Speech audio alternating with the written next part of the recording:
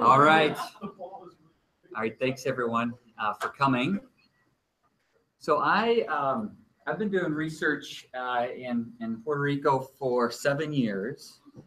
I've been supporting risk analysis, vulnerability assessments for not just the Commonwealth, but also specifically for San Juan. And over the past year, directly working with the City of San Juan and Rockefeller Foundation through 100 Resilient Cities to help build the capacity in a number of neighborhoods that are within San Juan.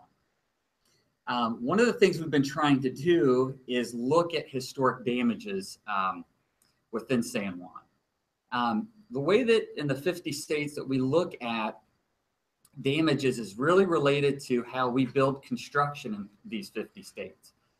Generally, residential structures are wood frame. They have nice flooring materials with drywall, interior walls, and we have sort of a predefined look at what our construction types are. That's very different in San Juan. About 90% of the construction for residential housing is concrete block. They have a combination of concrete roofing materials, or they'll have a wood frame roofing material. And so we've been trying to collect that information over time to help them understand their risks and vulnerabilities to both wind and flood hazards.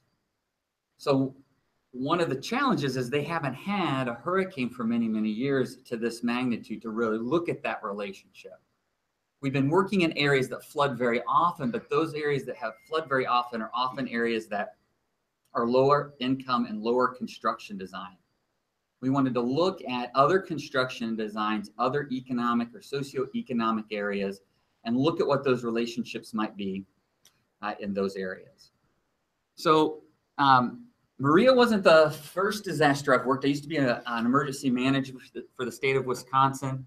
I have supported FEMA and local emergency management offices for about 12 years. So I've worked a number of disasters, and knowing the magnitude of Maria, I sort of had a picture of my mind of what I was going to expect when I landed there, and I was expecting the worst, okay, in terms of the worst sort of conditions on the ground and sort of what they were trying to recover from. The very first thing you see when you're flying in is a lack of vegetation on all the trees. Probably 90 or more percent of all the leaves had been removed from all the vegetation. If you know anything about Puerto Rico, within the center of the island is very much a jungle or not quite a rainforest, but very heavily forested with lots and lots of trees. And everywhere you go, you see this completely devoid of vegetation. One of the sort of, I guess, heart-wrenching moments for me when I landed is as I was getting my bags off the carousel, there were probably more than 50 brown boxes on the carousel taped up. And what was in those boxes were essential items like food. And so people that had left the island, or people that were coming to visit family, or people that were coming to support the folks or volunteer efforts, they had been using their luggage allotment to bring food in. And so that's a picture of, you can count at least 5 right here of boxes coming around there. And almost all of them had been beat around in there. You could see inside of them, and it was canned items and non-perishable items. Everyone was allowed 3 free bags. You did not have to pay. On Delta, the third bag usually cost you $150 each way. And so that fee was waived. I ended up bringing about 160 pounds worth of supplies. So Rockefeller Foundation helped support me to bring in 6 satellite phones and some other essential items for the people that I was working with. I did find a lot of people that were returning from evacuation. For the first time in my life, I got upgraded to first class. And the reason I got upgraded to first class is there's so many people that had not really flown before that were then, and I fly just a few times a year, that were trying to get back to the island. And so I got upgraded. Florida, for example, is expecting about 100,000 people from Puerto Rico that will be arriving there, and they're trying to figure out ways. And there were estimates while I was there, they're really having a hard time kind of keeping track, but maybe as many as 500,000 people have already left, with a number of those probably not set to return. So I arrived on the 3rd, and what I have on the right is what I was expecting. Generally speaking, 2 and 3 days after a disaster, what you get this huge influx of supplies, contractors, people that support disasters. It's a major, major money-making business for these contractors. And you tend to see them to the point where they congest the highways. I'm not sure if in 2008 you experienced that in Wisconsin, but certainly in Iowa, I-80, all the major roadways had lots of people coming in and out, almost a constant stream of people that were coming in. Well, at first, everything seemed to be normal. There was electricity at the airport. I had great cell phone service, except there was no gambling. There's a lot of gambling machines in the airport. The duty-free was closed. And what I experienced returning to the airport was different. I'll talk about that later. But the one thing that was apparent was they were at maximum capacity in terms of the number of people in that airport. There were very long lines to do everything in the airport. And so, yeah, 2 to 3 days after a disaster, you see Red Cross, Salvation Army, and lots of contractors. But this is what I saw. This is in Old San Juan. It's about 9 o'clock in the morning, and it was a ghost town.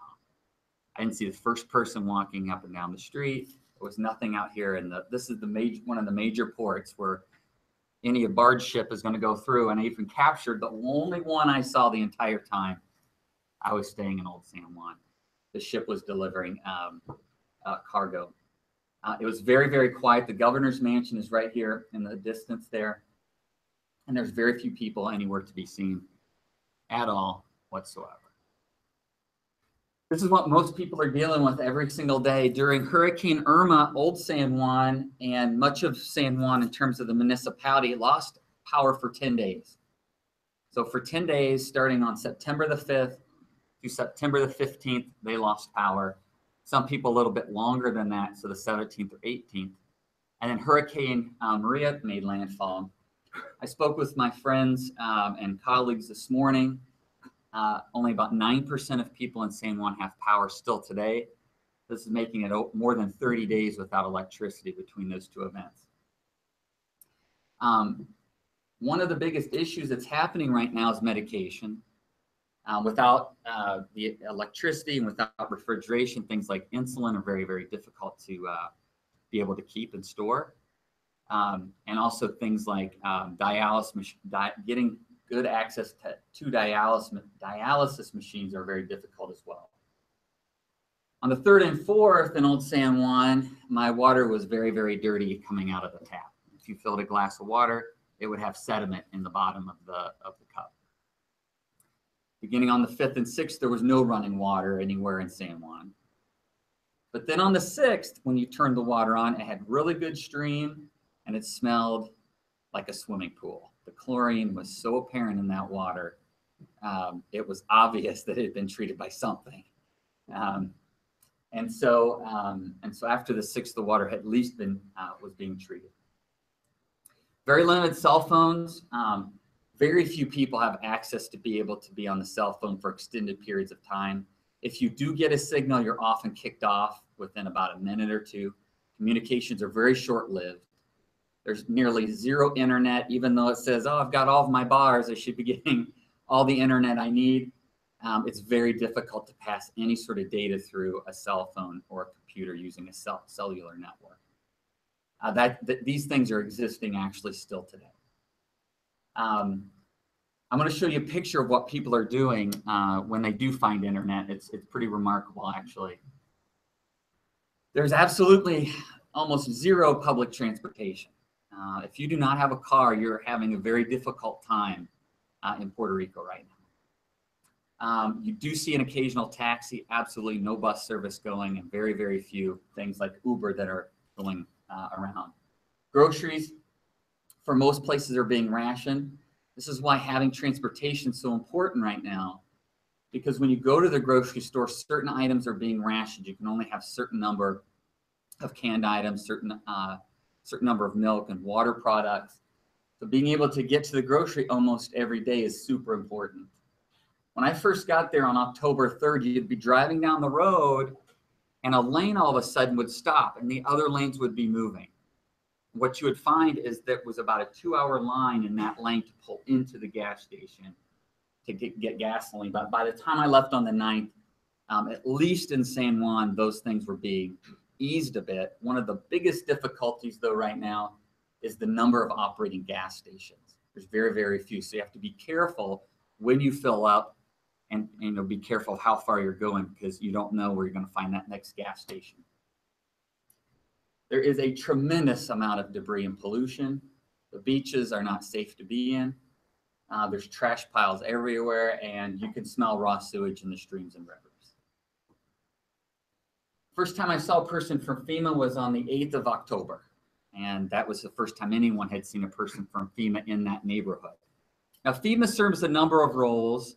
That doesn't mean everything, because first responders, I did see folks from the Coast Guard. I saw people from DHS police at times within our neighborhood, the neighborhoods we were working in Old San Juan. But in terms of a FEMA person, the one thing that's really important about not seeing them is what I have on the left. I'm going to talk about that in a second. And then I saw the other federal workers beginning on the 6th. And finally, people signing up, people for aid. On the left-hand side is information from FEMA. This is how you apply for assistance. FEMA does provide individual assistance for those folks that were impacted by Hurricane Maria. That individual assistance can be paid for like essential items, can also do renter's insurance if you've been relocated and you have to rent. But if you look on this piece of paper, the ways that you communicate that you need to sign up are by internet, phone, or their new app that they have, okay? Of which 95% of people don't have any one of the three. And this is so important, FEMA not seeing FEMA, okay? It would be misleading to suggest FEMA is there to give everybody a check for $50,000. That's not how FEMA works, okay? But what they do have a responsibility is making sure people get all signed up. We did find some volunteers toward the end of my time there that they were in one small area signing people up. One of the other things that was just striking is I did a lot of driving while I was there, and I didn't see a single shipment by roadway of any supplies at all whatsoever. We did have one Red Cross vehicle come to the neighborhood we were working in, and they were there for about 2.5 hours or so, giving food and supplies to people that were in the community. This is what the debris situation looks like, and this is one of the neighborhoods I'm in. This guy's about as tall as I am, maybe just a hair shorter. This pile of debris smells like waste. There are all kinds of animals in this debris, and it's been sitting there since 3 or 4 days after Maria. Pollution is already an issue in lots of places in Puerto Rico. This lagoon is a notorious place where there's a lot of debris. There's a water body just on the other side of this that you're not seeing, but I'll show you a picture of that in a minute. And so when Maria came, this was sort of the direction the wind was pushing and pretty much dumped all the debris that was in that lagoon onto the shore. You're finding trash piles all over, no matter where you drive, whether it's in Cagua, San Juan, where I was working, you find trash piles like this everywhere. In San Juan, in Old San Juan, there are garbage dumpsters that are working pretty well, so you don't see as much trash, and that's the highest tourist area. I think they're trying to really maintain that. Infested with odor. The major roads are clear. The people that I spoke with that are from some of the more remote areas say the secondary roads are very difficult to travel on still. Here we are, 3 weeks, going almost on 4 weeks since Maria, actually. So this is what's happening is that in the rural communities especially, there's no drinking water at all. And so they've been relying on 2 sources. What you're seeing coming out of this pipe is what they call spring water. I'm trying to actually figure out, I've been talking to people and they can't actually give me the exact definition of what that means, but I'm gathering it's coming from 2 places. It sounds like they're somehow grabbing some groundwater, sometimes this is coming right out of a stream. And what you'll find is this, you'll be driving down the road, you'll see this long white pipe, and then cars lined up all along here trying to get water. This is happening still today. This didn't go away after I left. The ability to get fresh drinking water is still not happening even today. Now, it is true, though, to be fair, this has always been here. And there are people that do rely upon that for drinking water at times. Some of the poor communities, people that don't have access to a well. But now that the drinking water has been so difficult to get clean drinking water, this has become a major line with respect to collecting it. One of the other things that's a little more concerning, and I'll talk about this later in terms of water quality, is that people are also getting drinking water straight from a stream. They're actually going to streams and rivers and dipping water out of those. This is the other thing that you see. Look at this traffic jam. This traffic jam is because along this road, they are able to get some sort of communication with respect to their cell phone or internet. And so people actually slow down. This isn't because of the volume traffic. It's that as these people are driving somewhere, they're slowing down and have their phone out for that, 30 seconds, they can get a message out. This is happening everywhere. When we went to Caguas on the Sunday before I left, there were 3 places on my way there where this was happening. Okay, I didn't think about the pictures that would be great to take, so I had to grab this one from the internet. But this is exactly what's been happening there. So I just wanted to quickly talk about a little bit sort of transitioning into some of the work, but also talk about what the damages are there and sort of what this all looks like. You really have 3 main designs in terms of building construction. You have the concrete block with a wood frame and then this metal covering. This is very common in poorer areas or older construction types. Then you have the concrete block, but then here we have a concrete roof. And then you have some wood frame construction, and oftentimes you find these maybe in the poorest areas, or the other example I would have is here, where you have concrete block here for 2 levels, a concrete roof, and then they've added a 3rd story that's wood frame. Okay, and so maybe this person, they have one family here, maybe a son here, and then a daughter on that 3rd floor, and they frame that out with wood frame. In the areas that I worked in Caguas and San Juan, these top structures were completely decimated. The roofing materials completely off. All this one, when I was there back in January and March, this structure had everything attached to it, and people were living in that. This gentleman here, who I've met many times, his roof came totally off, and so I was here. I was at his house on the Wednesday, so the 5th. So that was 2 weeks post Maria. And he said, every time it rains, our 1st floor gets wet. And so they've been trying to deal with this intermittent rain without any sort of roofing materials.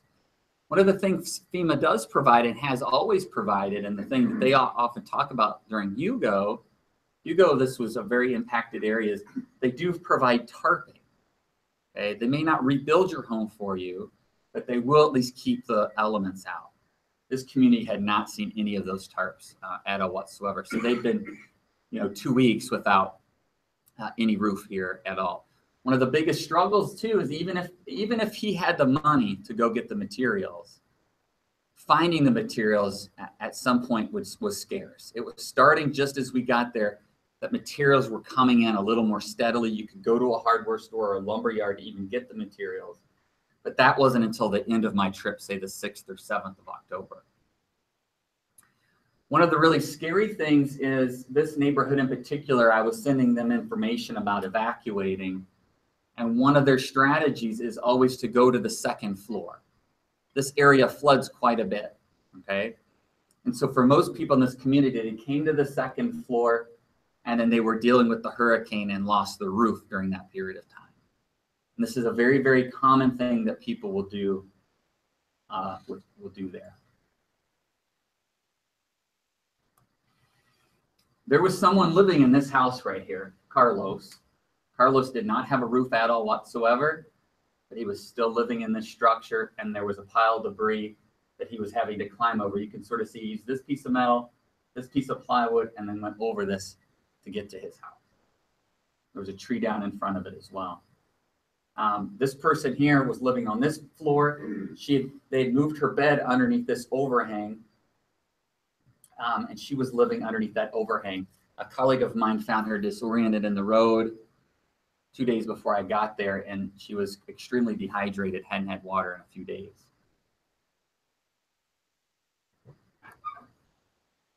I did find some examples where people had successfully mitigated, actually, to try to keep the roof from losing the roofing materials. I saw maybe just a small handful, but a number of people that had these tie downs to keep from the uplift of the roof blowing off. And it was fairly successful. Also notice the window construction here. Oftentimes you'll find, especially in middle class or lower income neighborhoods, this sort of window design. There's no air conditioning, no screening. They shut those during hurricane events and open them for a full passage of air through these. One of the downsides to this design, even though it might be good to protect from the wind, the downside is the water. The water still manages to find its way through this design of construction, getting a lot of things wet during a hurricane. I'm going to show some more pictures of this, but look over here at this transformer and notice all of the wires that are coming off of this. This is very common. A lot of places that you go within Puerto Rico, you find the power infrastructure. You don't find this very often here in the 50 states with all these wires. Some of these were at one time illegal connections to get power, and just have a tremendous number of these down after and post Maria.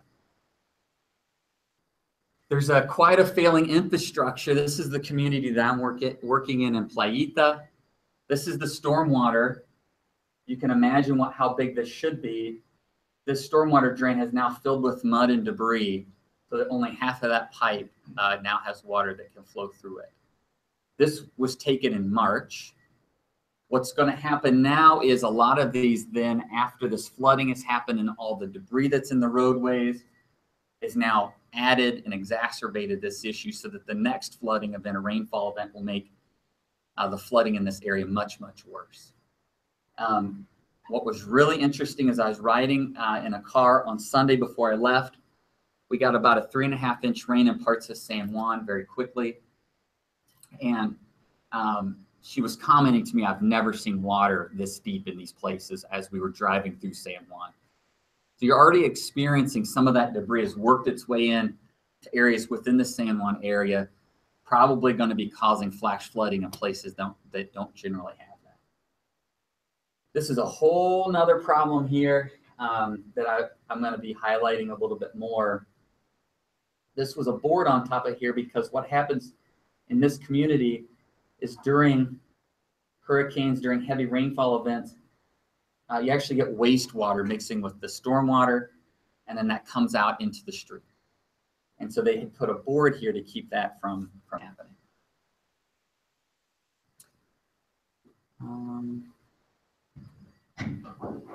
Almost every single intersection you come to, the entire time I was in San Juan, I did not see, but I just saw one operating traffic light. Okay? Almost every intersection you come to is in some version of this, where a company, a power truck, is going to have to actually come through and touch every single one of these to repair them. You can imagine what that's doing with the traffic there, with all of these cars coming into these major intersections, and everyone is jockeying for position to try to get through that intersection.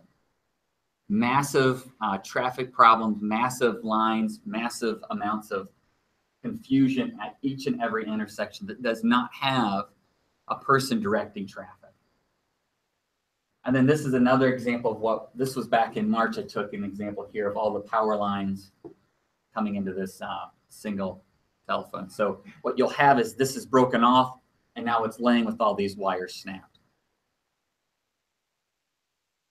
This was probably the hardest hit area, Toa Baja. Toa Baja has a stream running through it, and it's just downstream of a major dam. After the 20+ inches of rain that morning from the passage of Hurricane Maria, they became very concerned about the integrity of that dam. And within the matter of 1 or 2 hours, they opened every single floodgate on the dam without giving anyone warning. And so as a result, there had to be a rescuing of about 2,000 people in this community. What you're looking at here is a colleague of mine that I've known for a long time. He was surveying this area, and he was asking people, you know, how much water did you have in your house? And he said, it was always about right in here. And he said, oh, well, that's not too bad. And he goes, no, on the second floor. So this is a picture of his house. This is the debris. So the water is coming into this house, and the debris is catching on the top of that fan. And it went on into the second floor of the structure. So there was anywhere from 8 to 12 feet of water within those homes that were along that stream. And like I said, they were taking people from rooftops and things like that to try to save them when that was happening. This is in Caguas. This is the sort of thing that I was talking about. I mean, this is just like a green forest, and there's completely devoid of any vegetation at all whatsoever. Caguas took, it's hard to know because the radar had failed by the time Maria was going over Caguas, but it looked as though that probably the eye wall went over this area of Caguas, and certainly the trees took a huge beating from that. So just a little geography about where I have been when I was there. You know, this is San Juan here, old San Juan, and then this is the municipality of San Juan. The municipality sort of can think of like a county government in a way. So I was sort of all over in this area, and then we came out here to Caguas. So this is sort of the area that I was driving through. So when I'm talking specifically about the things that I've been talking about, I'm referring really to these areas right in here. So that's what the San Juan looks like. One of the things to keep in mind is, you know, the conditions in San Juan have not been great even before Maria. You have about 400,000 people here in this municipality. 40% of the total population of Puerto Rico is sort of right here in this quadrant right here. And then if you take in Caguas, if you come all the way down to Caguas and do this, that's 50% or more of the people live here. You know, Maria came in through this direction. So the majority of the population really felt the impact of Maria. 7.5% unemployment, that was 2016. It could have been a little higher when Maria came. 45% labor force participation rate, 163,000 people are in the floodplain, 41% are poverty. And specifically, the area that I've been working in is right in here along this lagoon right here. Okay, so this is where I've been working. The neighborhoods of Playita, El Chaco, and Shanghai. And earlier this year, these building points, these are points of for buildings in the University of Puerto Rico School of Architecture students went out, and I developed a sort of an app for them to collect information about the buildings within this Playita, this El Chaco and Shanghai neighborhoods here. There's about 6,000 people or 2,600 people in that area, 49% labor participation. They're all in the floodplain, 28% unemployment. Median income is less than $14,000. One study found that when they have flooding here, about 51% have GI symptoms. And the reason is because there is raw wastewater that's entering this lagoon. And then when this floods, that raw wastewater then comes into this neighborhood. So in 1936, this is what the neighborhood that I work in looked like. Okay, and so I've actually marked a boundary in blue of where the open water is. And then if you look at 1959, here's my blue line, and notice all of a sudden we're starting, what's happening here is folks are filling in the lagoon and putting housing. This is not in any way the only example of this happening in Puerto Rico. This is one of many examples where this thing has happened since the 1930s and 40s. And then if you look today, that's what it looks like. There's probably somewhere around 330 houses that in 1936 would have been underwater. And this is a very perpetually flooding area, and largely because at one time it was actually in the lagoon. There's a lot of stories about why this took place. One of the things you hear is that in the 50s and prior to the 50s, people were concerned about malaria spreading. There's a lot of cases of malaria. They were trying to control the spread of malaria. Marshes were thought to be a breeding grounds for mosquitoes. This was a lot of marshy land out in here. Very shallow. This was all marsh here. And so the city is said to have potentially been turning a blind eye. We're doing two things here. We have folks that are with low incomes that need housing, and we have this marshy area that we feel is breeding mosquitoes that could be passing malaria. And there was really no enforcement that kept those folks out from that area. What's really, sort of the downside to that happening is they built their own infrastructure, their own roads, stormwater, and wastewater systems. And so this is what you have in this neighborhood. About 825 buildings are not connected to a sanitary sewer system. This is not unusual in other places either. And so their sanitary systems are connected straight into the stormwater. So whenever you have a rainfall event, that all runs into this lagoon, okay? That's also happening in the areas that are north of here. There's a pumping station here that's taking that surface water and bringing it into here, and that also has wastewater in it as well. This is what that pumping station looks like here in the community that I'm working in. And this is what this would have all been underwater. Now you have this buildup of sediment and vegetation that is deep all along here. This is the worst smelling water I've ever smelled in my life.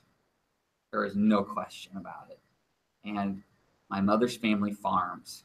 And so it's really had an odor to it. Okay.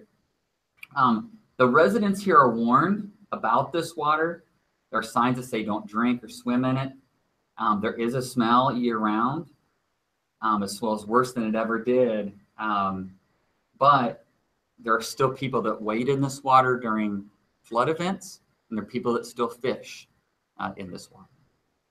What we've been trying to do over the last year or more is actually educate the folks in this neighborhood about the quality of that water and being in it. So this is what we were doing back in March.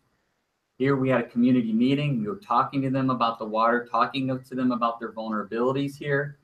We had lots of people from the community, lots of people from Rockefeller. City of San Juan was there. 31 different partnerships from the government, private sector, and nonprofit groups as well.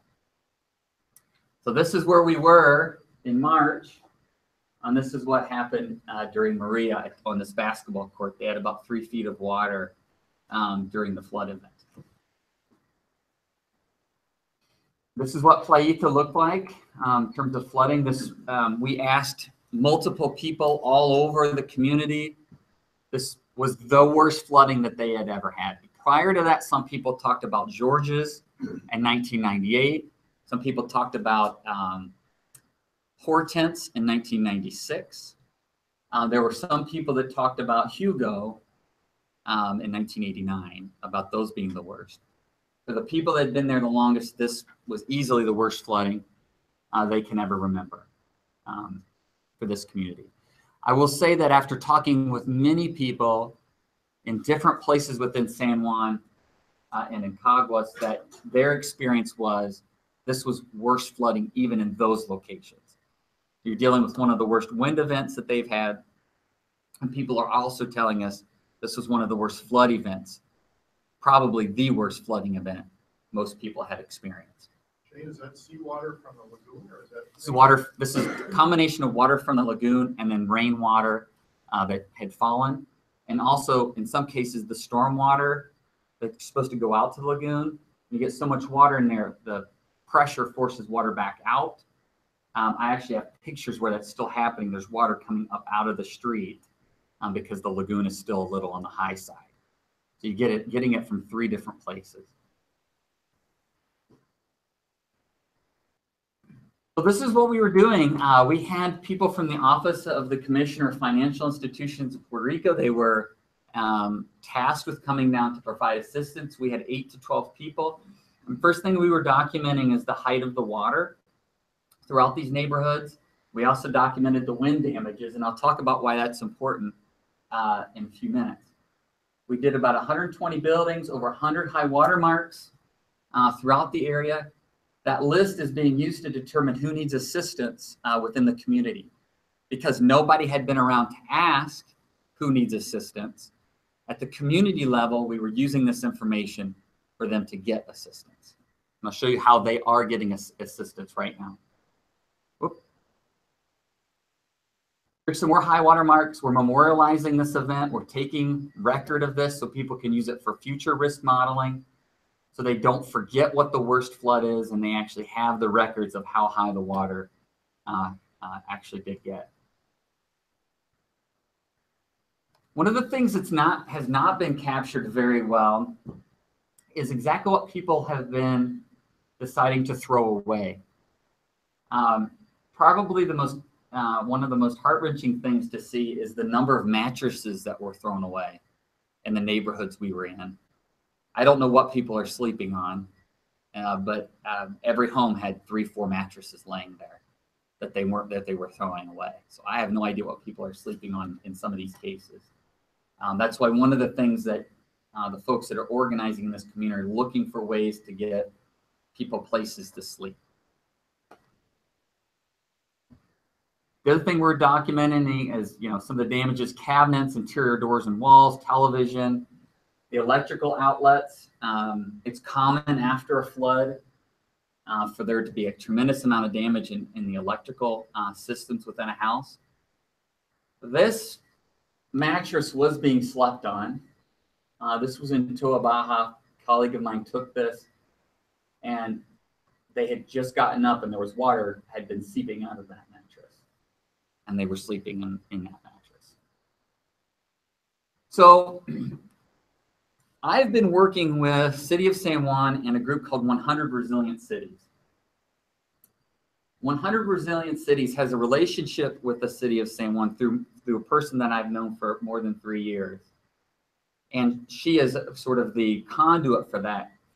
And she had been in contact with people with a volunteer group called Heart 9/11. Heart 9/11 developed after 9/11, and they support communities. They went to Haiti, and they do a number of things. For example, they do building reconstruction to help support that.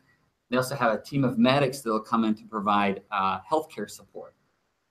And so while I was there, sort of in between times, I was going around watching, and some of the efforts that I had is helping to supply information to these groups of people.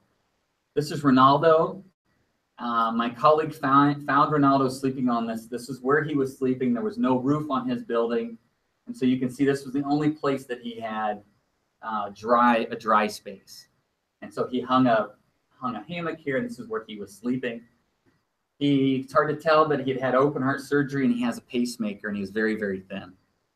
And so one of the things that the folks that I work with were working to do is get this guy a roof as quick as possible. So these New York City carpenters from Heart 9/11 began right away to patch this roof. Notice that it's just the corrugated metal right on top of the wood frame. There's no drywall. So once you lose the integrity of that corrugated metal in a rainstorm, it comes right through. All right, so they got the roof on, and they wanted to get a picture with Ronaldo. They couldn't find him. He was so happy to finally have a roof. He'd been taking a shower for the first time. And so they finally got him out there. This is on the 5th of October. And they got this wonderful picture. And then this happened. We had a tornado. It formed right here on the southern shore. This is the community of Playita that we're working in. And it went right across here. There's videos, and there's a great Sims blog on this. I'm looking at my time, so I'm going to skip the video, but you can go to the Sims blog from October 6th, and you can see that. But that's what happened to his house. So he had just got the roof on, All of these roofs got damaged, actually. They had repaired 10 roofs on the 4th and the 5th, and then it took all those roofs down. But they were able to then start repairing and patching that roof. But by this day, this was on the, this might have been the 7th. I'm getting my days confused, but this is an example of how supplies are very stretched here. They went to go repair this roof and they couldn't get the materials on that day. They just didn't have those materials, but they did get it tarped that day, and they got part of it put together. And as I understand it, I think this one's totally fixed now. This group is continuing to work in this community. We identified about 100 or so structures that had damages to the roofing, and they're going through that neighborhood and repairing those roofs with these group of carpenters. But such a tremendous need for that, how are they determining who gets what? So we rated the damages of the roofing on a scale of 1 to 5, 5 being almost a complete tear down, 4, 75% of the roof, 50% at 3, 2, and 1. So they were prioritizing these based upon that scale of 1 to 5. The thought being, hopefully, if they have a bit of the roof left, they can remain dry in the time being while they're trying to get this done. One thing that did happen toward the end of my stay is we started getting volunteers to show up from different groups. These were volunteer nurses. They went through the community. They went door to door to see if there were any needs. There were a lot of respiratory illnesses that they discovered, a lot of gastrointestinal problems, probably related to the floodwater, a lot of people that were having issues with controlling their diabetes, some dehydration and malnourishment as well. They were coming through the neighborhood and sort of getting an assessment of what those needs were for people. So this is the final thing. Sort of serendipitously, my wife works for the United States Geological Survey, and she does water quality work. And she said, how would you feel about taking a cooler full of water bottles? Okay, sure, I'll take them. And so we went on an effort to try to collect and test the water samples for this area within Playita. You can sort of see the debris floating in the water, the odor. We sampled the lagoon in multiple locations, and what they are going to be looking at are things like bacteria, viruses, chemicals, and pharmaceuticals. There's been a number of articles that have come out since my return, sort of contradictory of each other. There's one single water authority in Puerto Rico, and it has been saying that they are meet or exceeding all federal standards for drinking water. However, there's been 2 reports from people that have tested some of the water, and they have found that that can't be the case, because they're finding very high levels of bacteria and other things that are in the water. And so sort of a contrast exactly what's happening with respect to the water quality. This is what I was sampling in. I threw all those clothes away. My wife said, do not bring those clothes back. I said, 10-4, don't worry, they're not coming with me. And then we were trying to get this in the cooler. One of the things that you need to have in order to do this work is ice. Can't tell you how difficult ice is. It is so difficult to find ice. Finally, one of the people that was working with me on this project went into a McDonald's toward the end. I explained to them what we were doing, and through the back door, they snuck with the cooler to get ice so we could ship these samples to the USGS. This was a frequently used tap water source where people were using drinking water on the exterior of a building. We also did 1 tap water sample from Playita. We also took 2 samples from a wastewater treatment plant in Caguas, and that's what I'm doing here. This is where the wastewater treatment plant empties into this river, and we're sampling that water. And this water smelled like wastewater. It did not smell like a stream or a river. So there was no way that wastewater treatment plant was even close to being able to operate at full functioning power. And like I said before, remember, people are coming to these water sources for drinking water. And wastewater clearly was in this water. There's no question. Okay. That's what I have. Thank you.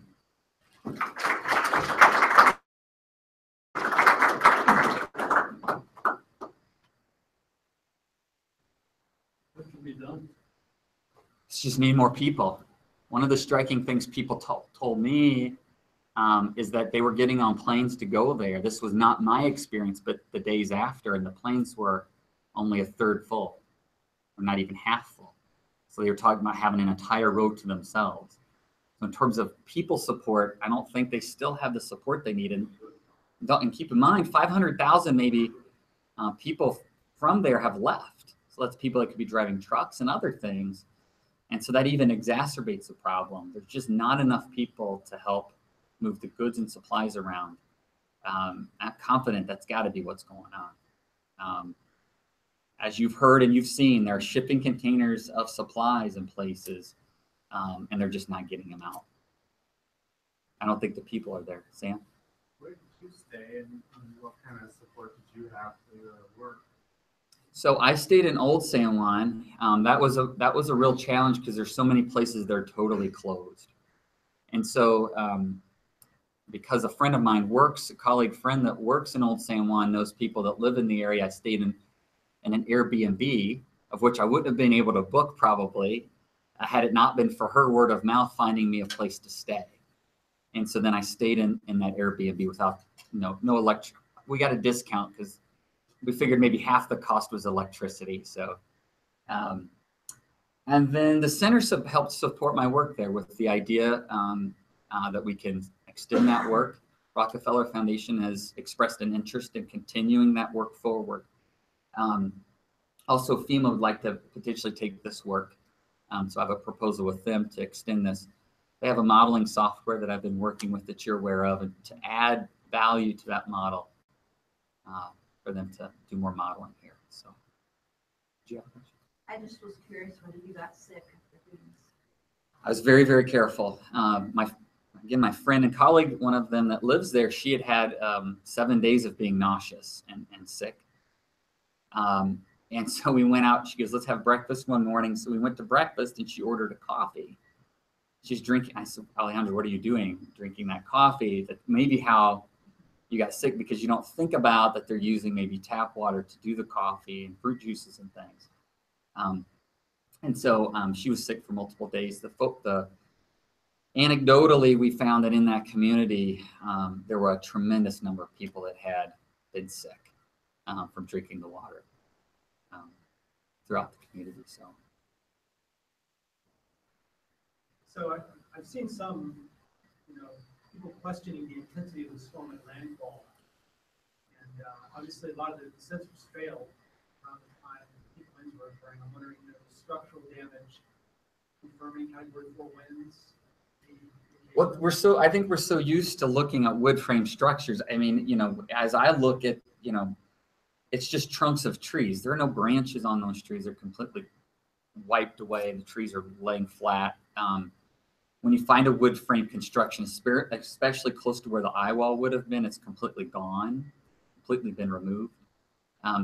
So you do find cracks in the concrete block as well. It's hard to discern whether that was there or not, but certainly on the ones that were damaged the most, without being an expert necessarily in that area, there's certainly, you can imagine 110, 100 mile per hour winds in those areas, without a doubt.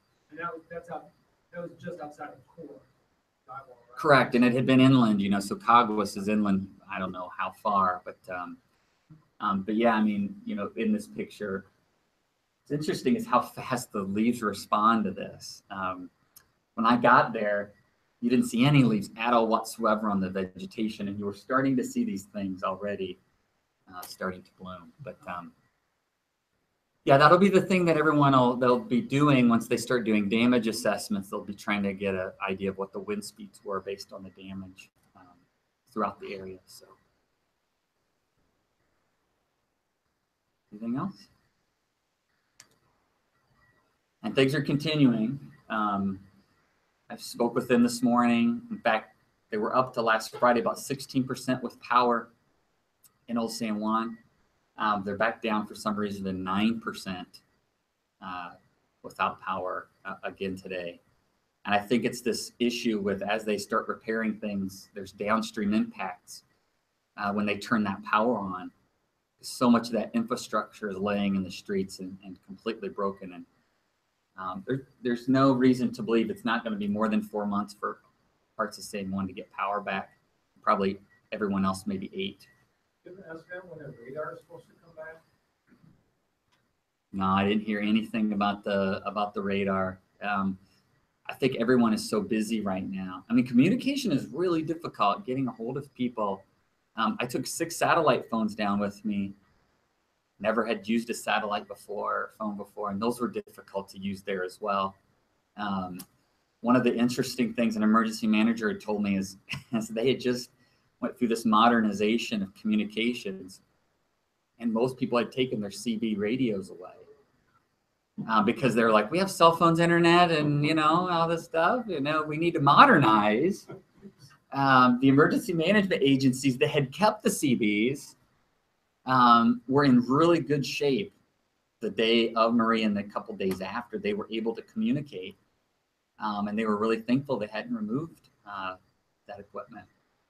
But some of the bigger areas, San Juan and places, they had removed that technology. So there was some talk by Elon Musk and some of these big companies about going down there and just totally revamping the grid down there. Do any of the locals get any of that information? Do they? One of the persons I'm directly working with is working with Elon Musk and Tesla to do that very thing in the community we're in. Yeah. So that is conversations. Is that a possibility? Is that a reality that they could actually just do away with all those wires and go into solar? And sure would be something if they could. I mean, one of the things about vulnerable populations, like the area that I've been working, is when they're already sort of on the edge, and then it doesn't take much to put them into a situation that is sort of life-threatening, right? And they're sort of in that now. But being able to provide some security with respect to power really helps to elevate those communities to be more resilient so they don't fall off that edge.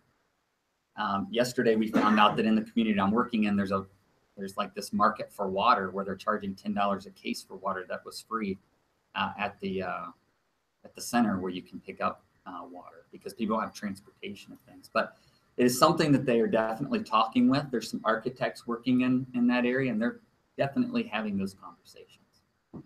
Yeah. Brad? So you didn't see FEMA there until the very end. Did you see any National Guard or anything like that? It seems like there was some sort of military response, but what that was. So no, I did not see National Guard. I did see like I was talking DHS police and Coast Guard walking around the neighborhoods. The thing to keep in mind is they are there. I'm sure there's a convention center where all the operations are taking place in San Juan. When I think you hear these numbers of the 14,000 or whatever federal workers and things, my feeling is a large percentage of those are in that center. And then you have smaller numbers that are going and spreading out across the various places within Puerto Rico. What I'm thinking is also could be happening is that in the rural areas where things are really bad, and when I mean bad, like there literally is no drinking water, I think they're trying to concentrate those efforts. I'm in San Juan, and the perception is in San Juan things are better because there's more money there. But in reality, that's not the case at all. My experience is I saw a few Coast Guard, I saw a few DHS police, I saw no National Guard, and a few FEMA. I do think they're there.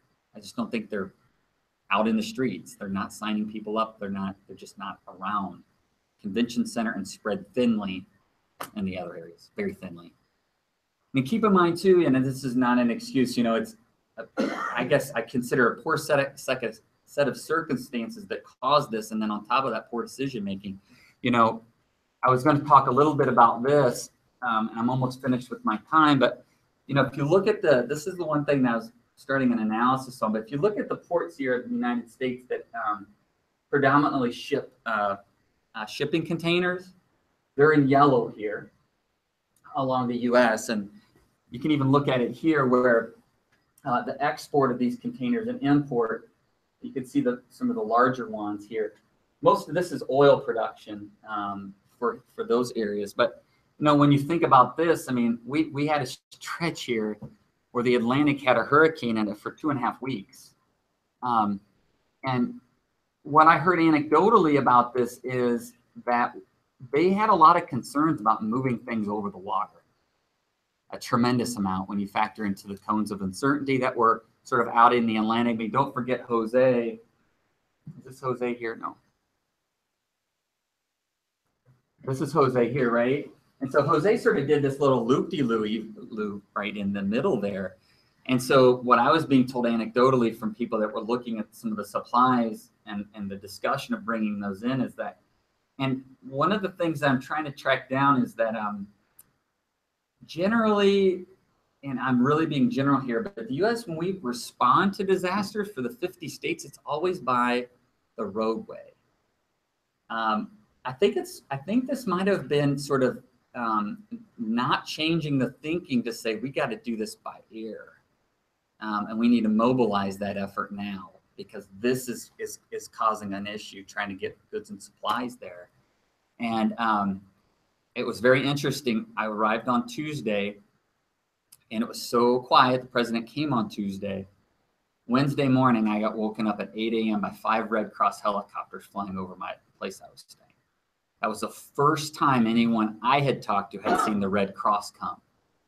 And then after that day, which is October 4th, it was a constant stream of helicopters, one every 5 or 10 minutes, 15 minutes, just constant, nonstop after that point in time. And prior to that, there was not, everyone's communicating to me that was not happening. And I think it was that moment, October 3rd, 4th, when decisions were made at the local, state, and federal level to have to do that together, that they needed to switch this to be by air. One of the things I noticed that was happening by air is small helicopters landing at the airport, picking up supplies and taking them to the rural areas because they couldn't get trucks out there. So they were delivering supplies with small helicopters that could land in tight places. Those were going over all the time and out to the rural areas. It's really hard for me to imagine that no one anticipated that. I mean, we saw that happen in New Orleans too, though, right? When New Orleans happened and that whole area was flooded, there was this distinct lack of boats. Like we didn't have enough boats and we didn't have enough helicopters then either. We did the same thing. We needed to get the helicopters in the areas that were flooded. And it's really hard to imagine that people aren't thinking of these things ahead. Like when a disaster like this is coming, we saw it coming days in advance. We're like, we think people would be saying, okay, if worst case scenario happens, what are the resources we're going to need? I'm not suggesting those conversations aren't happening. What I'm suggesting, though, is I think they didn't realize that this was going to be completely shut off the way that it was. And I think every day that went past, they're saying, okay, we'll do it tomorrow. Then tomorrow comes and the forecast change. I think it was one of these things probably unfolding, and they weren't maybe adjusting to what needed to happen. I'm not suggesting no one thought it. I think they weren't maybe changing as quickly as they needed to, potentially. For example, I know that after Irma, let's just say I'm very, very certain after Irma that there had been a move to bring a lot of repair trucks for electrical. They went to go start that process, and Jose did make an impact on that. And then once Maria starts heading this way, they made the decision not to send those because they were concerned about sending people in harm's way. So then the decision was made not to send those repair crews because they didn't want to send people into a hurricane zone.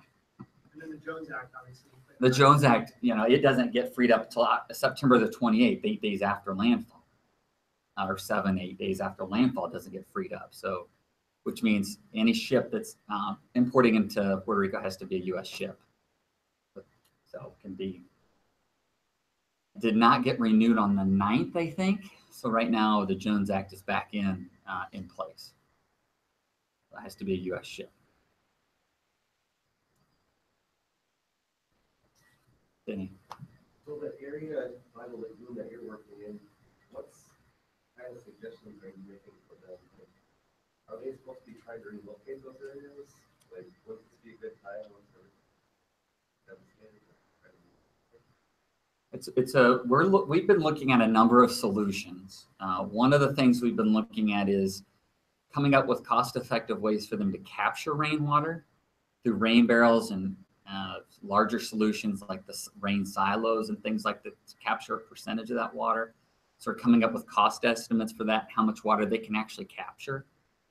One of the challenges with that area and relocating it is the U.S. actually, FEMA actually had in the 90s a program where they were doing that, taking communities, buying up the houses and moving them and relocating them.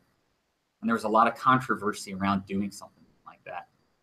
When you're talking 330 or more structures, it's a tremendous investment as well. And then where do you put those people? Do you want, if you take them out of there, do you lose the sense of community that's left? Do you bring them and put them in a new community? And what does that mean for those people?